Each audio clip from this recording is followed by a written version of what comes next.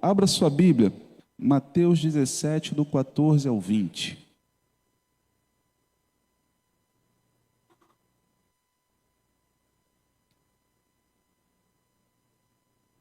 Amém? Vamos juntos. Quando eles chegaram para junto da multidão, um homem se aproximou de Jesus, ajoelhou-se e disse: Senhor, tenha compaixão do meu filho, porque ele tem convulsões e sofre muito, pois muitas vezes cai no fogo e outras tantas cai na água. Apresentei-o aos seus discípulos, mas eles não puderam curá-lo. Exclamou Jesus: Ó geração incrédula e perversa, até quando estarei com vocês? Até quando terei de suportá-los? Tragam o menino até aqui. Jesus repreendeu o demônio, e esse saiu do menino, e, desde aquela hora, o menino ficou curado. Então, os discípulos aproximaram-se de Jesus e perguntaram em particular: por que motivo não pudemos expulsá-lo? Jesus respondeu: por causa da pequenez da fé que vocês têm. Pois em verdade eu lhes digo que, se tiverem fé como um grão de mostarda, dirão a esse monte: mude-se daqui para lá, e ele se mudará. Nada lhe será impossível, mas esse tipo de demônio só pode ser expulso por meio da oração e do jejum. Amém. Vamos orar mais uma vez. Senhor, lida está a tua palavra, poderosa, eficaz, transformadora de vidas. Então, em nome de Jesus, nós pedimos, ó Pai, que pela condução do Teu Espírito Santo possamos aplicá-la ao nosso interior nesse momento, à nossa mente, ao nosso coração. A resposta que precisamos em nossas vidas não estão dentro de nós, mas as respostas que precisamos em nossas vidas estão em Ti, Senhor. Elas vêm do alto. Então, por favor, Senhor, fala aos nossos corações. Pela Tua graça e misericórdia, fala aos nossos corações. É o que pedimos em nome de Jesus. Amém. Irmãos, temos lido a Bíblia juntos como igreja, e nesse mês temos meditado no livro de Mateus. Então, na última semana, passamos pelo Monte da Transfiguração. Na verdade, anterior a isso, passamos por Jesus, quando ele conversa com seus discípulos, perguntando que os homens diziam, ou quem os homens diziam que ele era. Depois, Jesus pergunta isso aos seus próprios discípulos, e eles têm uma percepção, uma visão de quem é Jesus. Mas ao continuar o relato, você vê que Jesus ele sobe com 3 dos seus discípulos ao monte, e naquele monte eles ainda não têm uma percepção perfeita de quem é Jesus, porque quando tem uma visão e vem Moisés e Elias, eles querem colocar em pé de igualdade Jesus, Moisés e Elias, construindo tendas iguais para todos eles. Mas Deus diz que Jesus é o Filho, e o Filho é quem deve ser ouvido. E é justamente nesse contexto que nós estamos. Jesus subiu ao monte com seus discípulos, tiveram uma visão maravilhosa. Ao ouvirem a voz de Deus, eles temeram. Mas Jesus disse a eles: não temam. Não temam, e os levantou, e conversando com eles, começou a descer daquele monte. Esse texto que nós lemos, ele também é relatado por Marcos e por Lucas. Então, ele tem uma riqueza de detalhes, ou o fato histórico possui uma riqueza de detalhes que transcende o texto que lemos em Mateus. E eu vou me apropriar do fato histórico, ou seja, vou me apropriar daquilo que Marcos e Lucas também escreveram, para que possamos falar sobre isso nesse sermão. O ponto aqui é que quando lemos os 3 textos, nós vemos Jesus descendo do monte. E se percebe, principalmente nos relatos de Marcos, de que os discípulos vão à frente. 3 discípulos estavam com ele no monte: Pedro, Tiago e João. Os outros 9 estavam em terra. Mas quando se desce do monte, os 3 discípulos vão à frente. E começa uma discussão. Jesus está vindo na sequência. Jesus não está junto, ele está vindo na sequência. Mas começa uma discussão, e quando Jesus chega, a discussão já está instaurada. Parece que o texto vai apontar para nós que havia um menino com problemas espirituais. Havia um menino que estava possuído por demônios. Versões mais antigas vão vincular essa possessão a um ataque de epilepsia. E alguns que ignoram ou ignorantes na nossa fé pensam que epilepsia, ou pensaram que epilepsia era coisa de demônio. Não é isso. Algumas pessoas pensam que doença são ações demoníacas. Não é isso. Mas nesse caso especificamente, aquele menino estava sofrendo por uma ação demoníaca. Nós podemos sofrer por doenças que não têm absolutamente nada a ver com o reino espiritual. Paulo, ele sofria de uma doença. Eliseu, ele morreu de uma doença. Pessoas, grandes homens de Deus, morreram com doenças, e dentro desse processo de doença, de enfermidade, eles glorificaram a Deus. Sabe, a história, ela diz que o grande reformador, João Calvino, até o último dia de sua vida, ele subiu ao púlpito para pregar, embora fosse acometido de uma enorme doença. Ele praticamente não conseguia se manter em pé, mas aquele homem não desistiu de pregar a palavra de Deus até o último dia da sua vida. Então, não que necessariamente a enfermidade, a doença venha de uma ação demoníaca, mas a desse texto vinha. A desse contexto aqui tinha vinculação com isso, sim. E aqueles discípulos, os servos de Jesus, aqueles que andavam com Jesus, talvez tenham tentado expulsar aquele demônio, impondo as mãos, orando, mas eles não conseguiram. O texto do comentarista bíblico vai dizer que haviam naquele lugar também opositores a Jesus, e possivelmente doutores da lei. E quem sabe, eles também tentaram trazer solução para aquele problema, mas não conseguiram. E então começa uma grande discussão sobre quem usou o método certo, o método errado, quem estava certo, quem tinha poder, quem não tinha poder. Começa-se uma grande discussão. E eu fico pensando com vocês, a nossa vida é cheia de altos e baixos. Você sai de um congresso, de uma conferência, de um culto, de uma célula, de um momento tão maravilhoso, parece que você está vendo o céu aberto, você está vendo anjos voando para cima e para baixo, mas você chega em casa, no trabalho, e parece que tudo mudou. Parece que a notícia que te encontra não é uma notícia que te traz conforto, consolo, ou pelo menos não é uma notícia que está em consonância com aquilo que você vinha vivendo. Parece que nós estamos num ponto muito alto e de uma hora para outra a gente despenca. Os discípulos estavam em cima do monte da transfiguração. Agora eles estavam no vale onde estava o povo, lidando com uma questão de um menino que tinha um problema que eles não conseguiam resolver. Nós precisamos estar aptos em entender que a nossa vida, ou na nossa vida, nós passaremos por momentos assim. Mas independente se estivermos no monte, independente se estivermos no vale, nós precisamos entender que a grande referência, o grande diferencial das nossas vidas é quando nós olhamos e vemos Jesus ao nosso lado. É quando nós focamos os olhos no autor e consumador da nossa fé. Mas o texto vai dizer que havia ali uma grande discussão. Havia uma grande discussão quando Jesus chegou. E fiquem tranquilos, porque entendo que essa mensagem não terminará hoje pela manhã, mas terminará à noite. Mas me chama a atenção a discussão. Doutores da lei, multidão, discípulos, seguidores de Jesus, eles entram e começam a discutir. O pai que estava com o menino enfermo precisava de solução para aquele problema.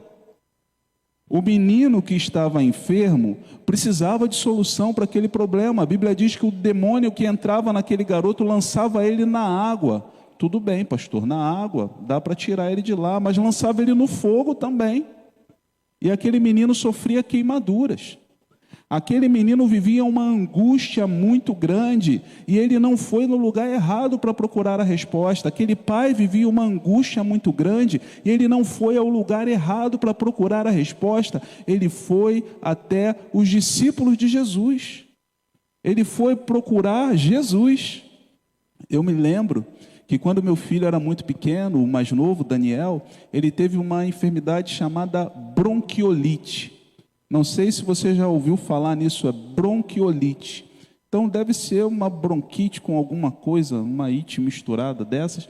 Mas ele foi, nós o levamos ao hospital, e o levamos de madrugada no hospital na Tijuca. Colocamos ele no carro e levamos lá. E a médica disse para nós, se demorassem mais 3 horas, ele poderia ter morrido. Quando nós vemos uma situação de enfermidade, nós colocamos a criança no carro, nós colocamos aquele que necessita no carro e vamos na direção porque queremos a resolução daquele problema. Foi isso que aconteceu com esse pai. Ele foi procurar Jesus, ele foi procurar a igreja, ele foi procurar a comunidade de fé, o colégio apostólico, os discípulos, porque ele queria a solução para o problema.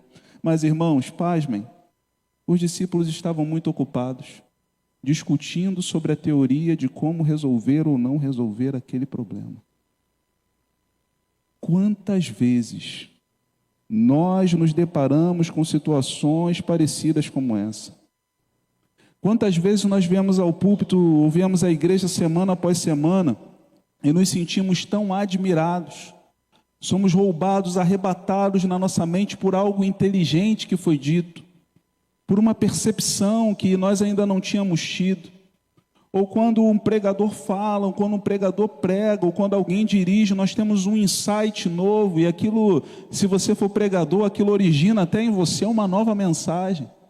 Pastor Irlande Pereira, enquanto conversava com ele no último mês, ele falou assim: olha, fui a uma igreja e ouvi um pregador falando, e daquela mensagem pensei em diversas outras mensagens.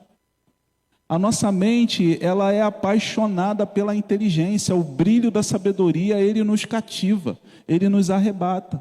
Mas quantas vezes nós ficamos falando, pensando nesse processo de admiração e não colocamos em prática nas nossas vidas aquilo que Deus tem para nós? Há algum tempo atrás, quando eu era jovem, e eu acho que hoje já não sou mais, mas surgiu nas rádios evangélicas o debate. E haviam muitos debates, então levavam pastores, debatedores, e eles ficavam discutindo. Tinha um que era um pouco mais nervoso, mais colérico, e ele falava com veemência, e os pastores brigavam, discutiam sobre temas e assuntos, e o povo de Deus todo parava para ouvir o debate. E como era bom, e depois o pessoal conversava sobre quem ganhou, quem perdeu, como foi o debate, qual foi o argumento. Mas quantas vezes o debate não produzia absolutamente nada? Quando nós sentamos e conversamos sobre muitas coisas, falamos sobre muitas coisas, mas não pensamos dentro do nosso meio teológico em conversar ou transformar essa linguagem para que o mundo possa entender o que está acontecendo. Eu lembro que uma vez, ainda não era pastor dessa igreja, mas contei uma história. Enquanto vim pregando no culto de concorrência, esse dia para mim foi engraçado. Pensei que não fosse ficar, porque contei uma história de uma música. E falei: irmãos, um autor cristão escreveu uma música que dizia assim: incendeia, Senhor, a tua noiva, incendeia, Senhor, a tua igreja. Eu falei: o ímpio, quando entra na igreja e ouve uma palavra dessa, vai pensar que nós estamos cometendo feminicídio. Vai pensar que a gente está tacando fogo na irmã, e não podemos fazer isso. Devemos cantar algo que se comunique, que seja inteligível. Quando saí ali do culto, o irmão Joel apertou minha mão e disse: pastor, quem escreveu essa música foi meu primo. Eu falei: aquele lá de Minas Gerais? O cara era de Minas Gerais. Eu falei: aquele lá? É, meu primo. Mas, irmãos, voltando aqui para o contexto, então não vou mais usar essa música como exemplo, mas o objeto da nossa discussão no meio teológico, na classe da EBD, as nossas palavras precisam, de certa forma, ser decodificadas, para que as pessoas possam entender, porque nós não podemos ter na discussão um fim nela mesma. Nós precisamos entender que tudo aquilo que estudamos, tudo aquilo que fazemos, tudo aquilo que percebemos, é necessário que tenhamos a eficiência, a percepção de que temos que levar aquilo àqueles que não conhecem a palavra de Deus para que sejam alcançados, porque senão a nossa discussão será improdutiva. Mas nós amamos discursos. Existem esses canais de ciências e eles falam sobre o nosso fascínio.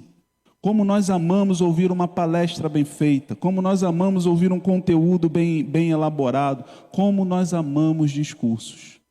E aqueles discípulos estavam envolvidos ali no debate, no embate.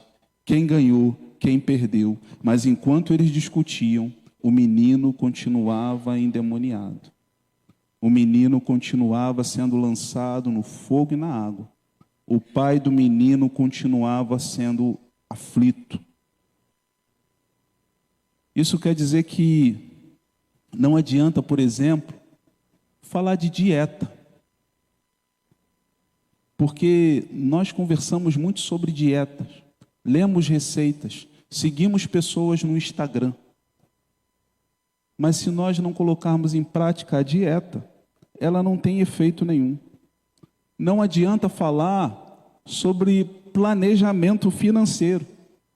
Hoje, no nosso tempo, falamos muito sobre planejamento financeiro, conversamos sobre isso, discutimos, falamos de aplicações. Os nossos meninos falam de aplicações, de bitcoins. As nossas crianças falam sobre isso. Mas se não nos planejarmos, se não colocarmos esse planejamento em prática, não vai adiantar. Não adianta falarmos e discutirmos e aprendermos sobre o assunto perdão. Se semana após semana eu ouço falar sobre perdão e não me reconcilio com aquele que eu não falo mais por algum motivo que talvez eu nem me lembre mais. Não adianta discutirmos e aprendermos a falarmos sobre o comprometimento com a obra de Deus, se não nos comprometemos financeiramente com essa obra. Não adianta, irmãos, não adianta. É claro que a discussão tem o seu lugar. É claro que o elaborar da discussão tem o seu lugar. É claro que nós precisamos entender e absorver ideias. Mas mais do que isso, eu quero dizer nessa manhã que é tempo de colocar em prática aquilo que temos discutido. É tempo de colocar em prática aquilo que nós temos para fazer. Porque o Senhor tem muito para fazer através de nós. Se você continua vivo nessa terra é porque Deus tem trabalho para você. Mas eu quero te dizer uma coisa, alguns irmãos nossos dizem assim, Deus tem pressa. Eu não sei se é correto dizer que Deus tem pressa, tem um contexto, mas eu sei que Deus tem um tempo certo para todas as coisas. E nesse tempo certo que Deus tem para todas as coisas, é nessa manhã o tempo dele despertar o seu coração. Essa manhã é um tempo de virada de chave. Essa manhã é um tempo de mudança de atitude em relação às informações que você tem recebido ao longo da vida. O nosso irmão Paulo, ele usou uma expressão comigo na semana retrasada e disse o seguinte, olha, nós temos muitas horas de sermão. É como se fosse um piloto que tem muitas horas de voo. Mas essas horas de sermão que nós temos são 40, 50 minutos de manhã, 40, 50 minutos à noite, 30, 40 minutos na quarta-feira, mais aqueles que nós ouvimos durante a semana, porque nós temos os nossos pregadores favoritos da internet. Essas horas todas de sermão que nós temos precisam ser colocadas em prática na nossa vida. Então, precisa ser colocada em prática na vida pessoal? Precisa. Precisa ser colocado em prática na vida financeira? Precisa. Mas precisa haver um comprometimento contínuo o tempo todo. Falando de vida financeira, certa vez, um apresentador do SBT, na época, o Ratinho, ele foi ensinar o pessoal a dar o dízimo. Eu estava assistindo o programa do Ratinho. Eu não sei porquê, mas eu assisti naquele dia. Ratinho, ele disse o seguinte... Irmão, você pega, ou amigo, você pega e gasta o seu dinheiro todo em tudo que você precisa. Se você gastou o seu dinheiro todo e sobraram R$100, você pega desses R$100, tira 10% e entrega o dízimo. Foi isso que ele falou. O pior é que tem muita gente que vive hoje o evangelicalismo brasileiro e nem isso faz. Isso está errado, tá? Isso não é correto. O dízimo quer dizer 10%. Mas nós falamos tanta coisa que queremos tantas coisas, mas o nosso comprometimento financeiro nem sempre é compatível com aquilo que nós falamos. E deixa eu falar uma coisa para você, tudo aquilo que é importante para você, você se compromete com aquilo financeiramente. Seus filhos são importantes para você, você pode ver, você é comprometido com ele financeiramente. Seu casamento é importante para você. Você é comprometido com seu casamento financeiramente. Sua escola, sua faculdade, o seu curso, tudo que você faz que é importante para você, você tem um envolvimento financeiro, você é comprometido com ele. Então, por que não? Ou porque muitas vezes deixamos de ser comprometidos com a obra de Deus. Irmãos, às vezes nós discutimos pelas nossas tradições. Nós discutimos por patrimônios hoje que já não são mais úteis, mas nós queremos eles assim mesmo. Nós somos tradicionais. Pastor Vander, da Igreja do Recreio, pregava um domingo atrás. Ele dizia que antigamente, para pastorear, era só você gravar o lugar do banco, porque todo mundo sentava sempre no mesmo lugar no banco no passado. Então a pessoa sempre sentava na mesma cadeira. Vocês estão me olhando? Sentava sempre na mesma cadeira. Então, se a pessoa faltasse, você sabia que estava faltando alguém naquele lugar. Não necessariamente a pessoa, mas o espaço que aquela pessoa ocupa. Irmãos, às vezes a gente tem uma tradição profunda até com um banco. A gente não abre mão do nosso banco, que a gente tem que sentar aqui, tem que estar em tal lugar. Mas nós precisamos entender que Deus é dinâmico nos seus movimentos. A ação de Deus é dinâmica. Os discípulos perdiam tempo discutindo, eles não estavam percebendo o que estava acontecendo naquele momento. Hoje talvez nós não percebamos o que está acontecendo nesse momento. Um exemplo disso é missões. Quantas vezes nós mandamos dinheiro para tanto lugar? Quantas vezes nós nos envolvemos financeiramente com tantas coisas? Mas nós não conseguimos ter a percepção do que Deus está fazendo. Os princípios de Deus nunca mudam, nunca mudam. Mas a ação de Deus, o movimento de Deus é contínuo. Por exemplo, hoje quando eu olho para missões nacionais, eu entendo que a igreja deveria ter uma virada de chave, uma virada de olhar muito maior para missões nacionais. Por quê? Porque Missões Nacionais hoje inaugurou um lugar, ou há algum tempo inaugurou um lugar chamado Vila Minha Pátria. E nesse lugar, Missões Nacionais recebeu refugiados da guerra lá no Oriente Médio. E aqui, enquanto recebeu refugiados islâmicos, os crentes foram lá voluntariamente para servi-los. Não foram para fazer proselitismo, foram para servi-los. À medida que aquelas pessoas se sentiam amadas, elas abriam o coração e se pregavam o Evangelho.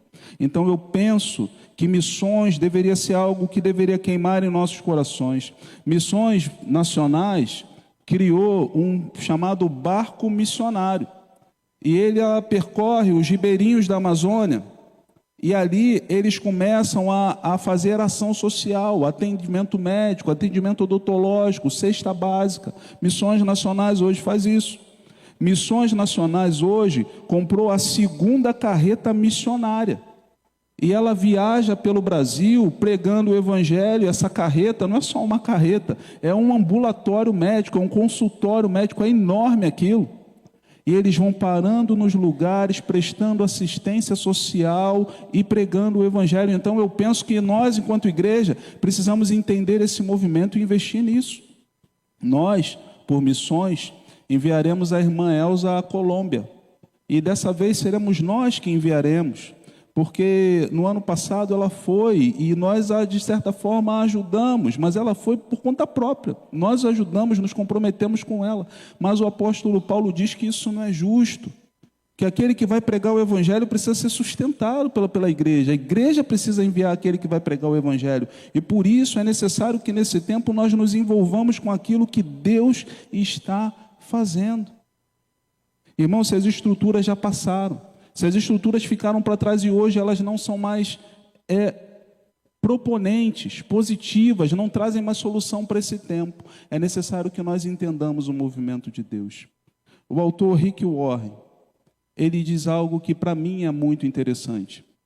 Ele começou uma igreja do nada, nos Estados Unidos, na Califórnia. E naquela igreja, a igreja era perto da praia. Então, ele não ia para a igreja de terno ou de blusão. Ele colocava uma blusa florida. E ele pregava para surfistas. Então, ele não usava uma linguagem formal. Ele aprendeu a usar uma linguagem informal. Ao invés de chamar a pessoa de pessoa, ele chamava de bro. Lá em inglês, ele usava a linguagem informal. E ele começou a pregar o Evangelho. A igreja de Saddleback, ela cresceu e se tornou uma igreja muito grande. Hoje ele é um pastor emérito aposentado, já não a pastoreia mais. mas o evangelho foi estabelecido naquele lugar de uma forma profunda, porque ele pregou o evangelho e contextualizou para aquelas pessoas que ouviam. Rick Warren, ele certa vez disse o seguinte, ele disse, olha, o surfista quando ele vai para a praia, ele leva a prancha, ele entra na água, mas o surfista não faz onda. O surfista não tem a capacidade de produzir onda, quem produz onda é o mar. O surfista não tem gerência sobre a onda, ele fica esperando a onda certa vir para que ele possa surfar. É esse o movimento que acontece dentro da igreja. É esse o movimento que acontece na igreja cristã. O movimento que acontece na igreja cristã é o seguinte, eu e você temos as nossas pranchas espirituais, temos as nossas ferramentas espirituais, adquirimos os nossos conteúdos bíblicos e no último sábado desse mês teremos EBD para o Alto, um evento da nossa convenção aqui na nossa igreja. É ferramenta bíblica. Nós adquirimos esses conteúdos, mas nós não produzimos ondas. Quem produz onda é o Espírito Santo de Deus. Quem produz onda é o próprio Deus, e nós devemos deixar de parar de tentar produzir ondas para pegarmos as nossas pranchas e surfarmos nas ondas que o Senhor está produzindo. É Ele quem manda na igreja, é Ele quem direciona. Se você fizer uma análise, uma avaliação do movimento cristão no mundo, você vai ver. Você vai ver. Não sou eu que estou inventando. O evangelho começa no Oriente Médio. Ele alcança a Europa. Vem João e o Apocalipse chama diversas igrejas ao arrependimento. 5 daquelas igrejas não se arrependeram. O evangelho vai para a Europa. Da Europa, o evangelho predominantemente alcança a América, as Américas. Hoje, e quando eu faço esse caminho, porque hoje a Europa é conhecido como um continente pós-cristão. O evangelho ele não para. Talvez ele já tenha saído de forma significativa da América e tenha ido para aquelas regiões de Singapura, para as regiões da Ásia hoje, onde se vive um evangelho, se tem relato de vivência de um evangelho muito vibrante. Irmãos, o movimento da igreja, as ondas de Deus não vão parar. Deus continuará fazendo as suas ondas. O que cabe a nós é podermos olhar para o nosso tempo, lermos o nosso tempo e escolhermos participar daquilo que Deus está fazendo ou não. Porque se eu ficar com a minha prancha num lugar que não dá mais onda, se eu levar minha prancha para uma lagoa, não vai ter onda ali, eu não vou surfar. Mas está na hora de começar a colocar em prática aquilo que Deus está fazendo, aquilo que Deus quer fazer na minha e na sua vida, na minha e na sua igreja. É repaginar, é fazer uma releitura. Sabe, o Caleb ele tinha 80 anos.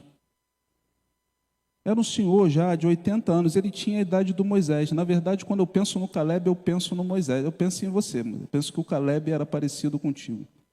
Ele disse, com 80 anos, ele disse, eu sou tão forte quanto antes. Eu estou pronto para ir para a guerra. Estou pronto para ir para a guerra, Josué. Qual é a minha terra? A tua terra é lá no monte. Mas eu estou pronto para ir para a guerra. E Caleb fez uma releitura do seu tempo, porque quando ele foi para a guerra, ele criou uma estratégia. Ele disse o seguinte, olha, quem conquistar a cidade, casará com minha filha Axa. Ele não saiu pegando a espada e entrando, não, ele já estava com 80 anos, vigoroso, mas mais inteligente, ele já tinha estratégia de guerra para colocar em prática. Eu lembro do Moisés, porque semana passada, enquanto eu conversava com a Gabi, neta do Moisés, tempo atrás pude conversar com a Sara também, Gabi me falava assim, olha, eu venho para a célula dos adolescentes, eu posso vir porque o meu avô me traz. Ela falou isso. Falou, porque o meu avô me traz. Eu falei, que coisa linda, porque isso é percepção de quem consegue ler o tempo. Isso é percepção de quem consegue entender que é necessário fazer um esforço para levar o neto a algo que tem funcionado para a proclamação do Evangelho. Irmãos, nós precisamos ter a capacidade de ler o nosso tempo e não nos aprisionarmos, nos prendermos naquilo que ficou lá para trás. Porque senão nós não vamos para frente, nós precisamos ir para frente. É tempo de aniversário, são 97 anos que completaremos. Temos lutas, tivemos lutas no passado, teremos lutas no futuro, mas nós não precisamos ou não podemos ficar com todo respeito, mimimi. Mimimi, pastor? Mimimi. Mimimi. O João, quando ele escreve sua carta, tem um homem chamado Demétrio. E o Demétrio não queria que as cartas fossem lidas. Parece que a igreja se reunia na casa do Demétrio. E o João falou assim: quando eu for aí, a gente vai ver se o evangelho é questão de palavras ou questão de poder. Eu vou aí. E aí eu quero ver. Porque se você fala, mas você tem poder de Deus. Os discípulos estavam falando, estavam discutindo, mas o menino estava endemoniado. O pai estava com problema, a criança estava com problema, estava falando, mas tinha poder de Deus. O apóstolo Paulo, quando ele naufraga, ele está sendo preso, levado a Roma, o navio naufragou. Ele fez de tudo para o navio não naufragar, mas o pessoal não obedeceu a ele. Eles chegaram numa terra, começou a fazer uma fogueira, colocar lenha. Paulo trabalhava junto. Ele pegou lá a lenha e colocou na fogueira. Quando ele pegou a lenha, pulou uma cobra. A cobra mordeu a mão de Paulo. As pessoas que estavam ao redor disseram assim: esse era bandidão mesmo, porque saiu do navio dos presos e a justiça não deixa que ele fique vivo. A cobra mordeu ele, vai morrer. Mas sabe o que o Paulo fez enquanto a cobra mordia ele? Você lembra? Ele colocou a mão no fogo, sacudiu a mão no fogo, a cobra soltou. E por um milagre, por uma ação sobrenatural da parte do nosso Deus, o apóstolo Paulo continuou a pregar o evangelho naquele lugar. Irmãos, o Paulo não foi, como dizem os nossos jovens, adolescentes, ele não foi mimizento. Ele foi alguém que, quando viu o problema, é o que? A cobra que está mordendo, vou colocar a mão no fogo, vou sacudir a cobra ali, porque eu tenho que seguir em frente. Eu tenho um objetivo na minha vida, eu tenho coisas para fazer, Deus tem coisas para fazer na minha vida. Então é tempo de deixarmos aquilo que ficou para trás, tomarmos as decisões que Deus coloca em nossos corações e partirmos para frente, irmos para o nosso alvo. Está falando de igreja, pastor? Estou falando de tudo. Eu estou falando da tua família, eu estou falando da tua casa, do teu relacionamento, daquilo que você, esposa e marido, conversam há tanto tempo. Às vezes é a mesma discussão, às vezes é o mesmo assunto. Irmão, está na hora de resolver, está na hora de tomar uma atitude, é hora de mudança de vida. Eu estou falando de relacionamento de pais com filhos. São tantas orientações, e às vezes a gente vive de uma forma que parece que queremos deixar com que a vida nos leve, mas é tempo de resolver, é tempo de tomar uma atitude. Vou falar uma coisa para vocês: com 13 anos uma criança está no tráfico com um foguete na mão, está numa comunidade com um foguete na mão, anunciando quando a polícia está invadindo aquela comunidade. Com 15 anos essa criança está com um fuzil na mão. Você pode ser um adolescente de 9, 10, 11, 12, 13 anos, mas você pode tomar decisões sábias, porque se pessoas podem tomar decisões para o mal, você, com o Espírito Santo de Deus, pode tomar decisões para o bem. Você pode, nós podemos. É tempo de definir na nossa casa, é tempo de definir na nossa família, é tempo de definir no nosso emprego, no nosso trabalho. Nós não precisamos ser um profissional da média, nós podemos ser os melhores naquilo que nós fazemos, ou pelo menos nós podemos ser os melhores que pudermos ser, trabalhando com excelência. Pastor, você não deu aula para aquelas crianças, pastor, você não atendeu naquele hospital. Sim, mas você está lá, porque Deus mandou você para lá, e porque Deus confiou em você naquele lugar para que o evangelho seja pregado. Então, irmãos, é tempo de deixarmos as discussões, é tempo de deixarmos as teorias, é tempo de deixarmos aquilo que já não nos vai levar para lugar nenhum e começarmos a colocar em prática. Depois daquela discussão, Jesus chegou e os discípulos viram Jesus, porque em Jesus está a solução para todas as questões da nossa vida. Mas sobre isso continuaremos falando no culto da noite. Eu peço que nesse momento você feche seus olhos, abaixe sua cabeça e que você possa pensar com seriedade nas decisões que você precisa tomar, nos posicionamentos que você precisa ter.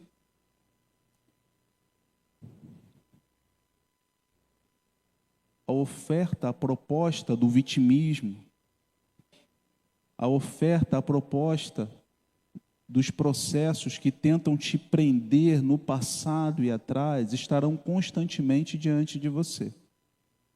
Mas hoje é o tempo de tomar uma decisão. De deixar o passado ser passado. E se uma serpente está mordendo a tua mão, está na hora de colocar a mão no fogo e sacudir. Porque nós vamos em frente. Você vai em frente. Você não vai parar.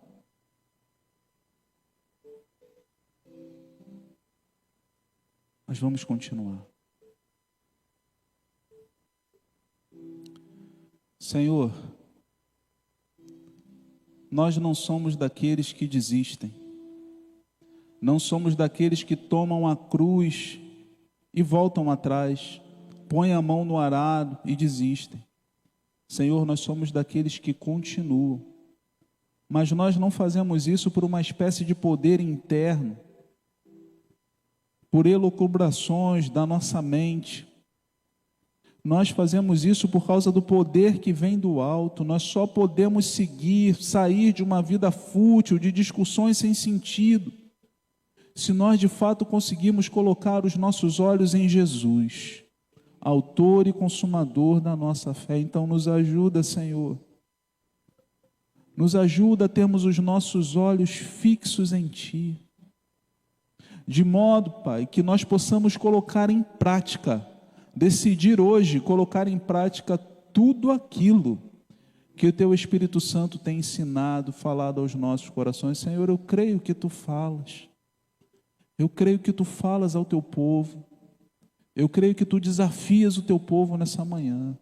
E que nesse tempo, é um tempo que o Senhor tem preparado para que em Ti, Senhor, nós possamos viver e fazer ainda mais, ó Deus, do que fizemos no passado.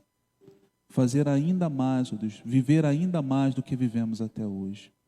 Senhor, essa é a nossa oração. Nós a fazemos em nome do Teu Filho Jesus. Amém.